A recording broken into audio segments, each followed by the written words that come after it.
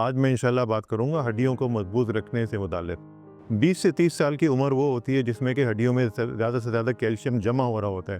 तो उस दौरान अगर हम अपनी ग़िज़ा को मुनासिब रखें, दूध, दही, अंडा, मक्खन, देसी घी की चीज़ें, इन चीज़ों को मुनासिब मकदार में अगर हम रखेंगे अपनी ग़िज़ा में और उसके साथ साथ वर्जिशें वगैरह करेंगे, fast walking, brisk walking, light sports, तो उससे हड्डियाँ मजबूत होती चली जाती हैं।